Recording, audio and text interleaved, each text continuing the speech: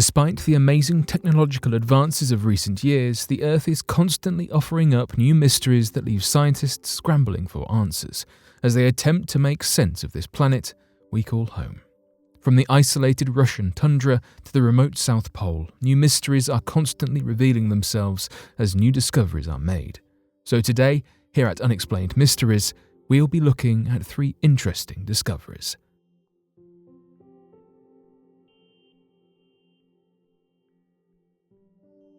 Scientists climb into Siberian sinkhole.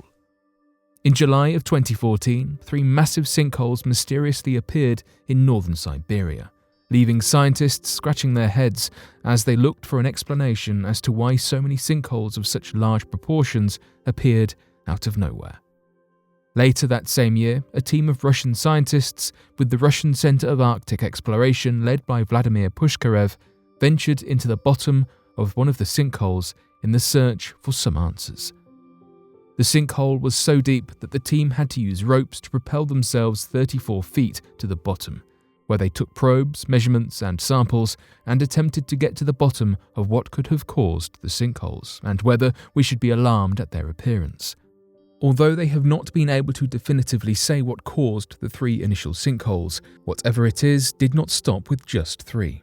In the years following the expedition to the sinkhole floor, at least 15 more have appeared across Siberia.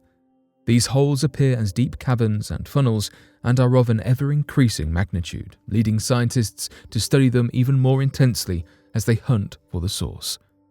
The prevailing theory of the sinkhole creation is that methane is building up underneath the Siberian permafrost covering the Earth's surface, and then it releases in a colossal burst that causes the formation of the gaping caverns. Many think that drilling for gas reserves and other such activities in the region could be triggering this methane buildup, leading to the concerning number of explosions in recent years, while others attribute the cause to instability created in the tundra as a result of global warming, and still others believe it to be a combination of the two. Although the true cause of the creation of these sinkholes has yet to be determined, one thing is for sure: the force behind these massive openings in the Earth's surface must be genuinely great. One of the largest and most recent sinkholes measured over 30 meters deep and 20 meters across, meaning that only an incredibly powerful explosion of some sort could have created it. Evgeny Chuvalin, the leader of an expedition into this newest crater and researcher at Skolkovo Institute of Science and Technology's Center for Hydrocarbon Recovery, has been attempting to find the root cause of the craters for years. He said the following: "Right now there is no single accepted theory on how these complex phenomena are formed. It is possible that they have been forming for years, but it is hard to estimate the numbers. Since craters usually appear in uninhabited and largely pristine areas of the Arctic, there is often no one to see and report them even now. Craters are mostly found by accident during routine, non-scientific helicopter flights or by reindeer herders and hunters. This means that there could be more sinkholes on top of the ones that we've already discovered."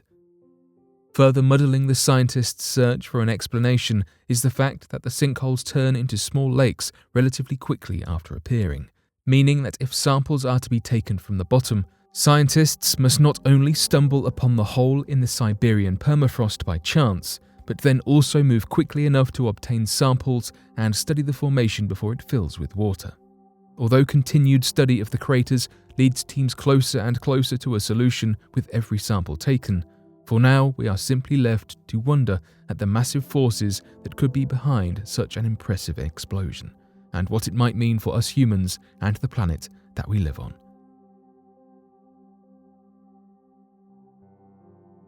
Stardust found buried in Antarctic snow. Analysis of Antarctic snow is a common way for researchers to assess the ecosystem and environmental health of the region. So when a team of Antarctic researchers shoveled over 500 kilograms of the snow into packing crates that were shipped to research labs for analysis, they were not entirely sure what they would find. However, what the tests revealed surprised even them. The snow that was analysed contained iron-60, an incredibly rare iron isotope that had previously only been found in the deepest parts of the ocean floor and is not naturally produced anywhere on Earth. However, the difference between the iron in the crust of the ocean floor and that found in the powdery fresh Antarctic snow is that the iron in the ocean was likely from cosmic explosions millions of years ago and was preserved when the Earth was formed, while the iron in the snow is probably no older than 20 years. When stars explode, meteors crash, or the Earth orbits past space dust, it is quite common for these little bits of cosmic particles to fall through our atmosphere and land on the Earth's surface. However, this space dust is usually composed of things that are not foreign to our planet, since the planet was formed from the same basic building blocks as the solar system around it. Therefore, the Iron-60 likely arrived from a source beyond our Milky Way, making it even more remarkable that there was so much of it. Although it is possible that nuclear tests and power plants could have polluted the region with a small amount of Iron-60, scientists found an overwhelming amount of it in the Antarctic snow, hundreds of times more than could be attributed to an earthly source. Particles that make up space dust are usually created by exploding stars and supernovas, but the types of elements ejected from the explosions are usually related to how big the star itself is. Smaller and younger stars generally spew carbon, oxygen, and other lighter metals, while heavier metals are generated by the oldest and largest stars. Iron is one of the last elements created by a massive star before its final explosion, meaning that not only were these Iron-60 particles from a source outside of our solar system, but that they likely originated from a massive supernova explosion of a star dozens of times larger than our own Sun, the dust of which finally came to rest on the surface of Antarctica. Researchers believe that, since there have been no recent supernovas occurring in the recent past, the dust likely came from a region of space called the local interstellar cloud, or the local fluff, which spans about 30 light-years and currently surrounds the Earth's orbit. The local interstellar cloud consists of a collection of debris from the explosion of gases from other ancient exploding stars, some of which very well could be Iron-60. The scientists are collecting deeper ice cores from Antarctica to perform further analysis, which they hope will shed some light into the mystery of where such a rare iron isotope came from.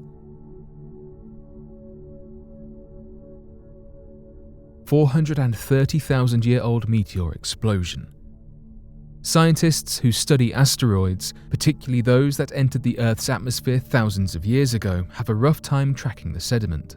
Fortunately, any asteroid that crosses Antarctica likely left a discernible trace, as the environment has been totally untouched and perfectly preserved for almost the entire history of the Earth. This was the case with an asteroid that plummeted to Earth 430,000 years ago, during the time that the first Neanderthals were beginning to expand across the globe.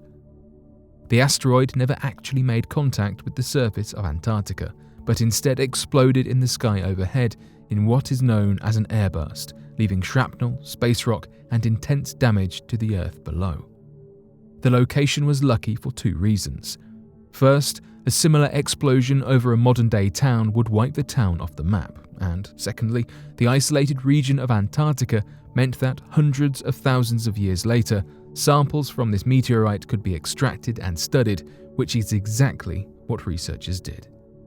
And what they found surprised them. The samples of the Arctic meteorite did not resemble samples taken from anywhere else in the world, as they were bonded together in strange, glob-like formations. These discoveries have allowed scientists to piece together what likely happened, even though the event was hundreds of thousands of years ago.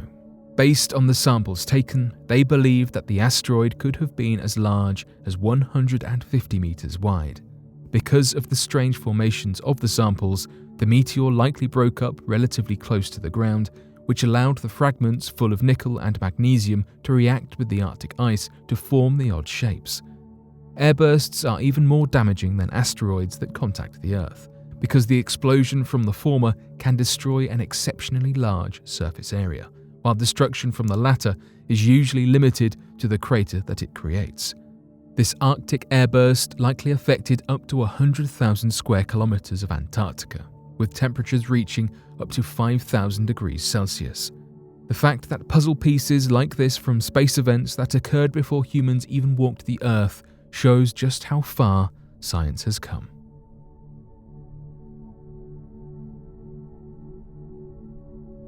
But what do you make of these discoveries, that we have found on our Earth. Be sure to let us know your thoughts in the comments section below and help us by growing this community while working to solve these unexplained mysteries. Thank you for watching, and don't forget to subscribe for more videos.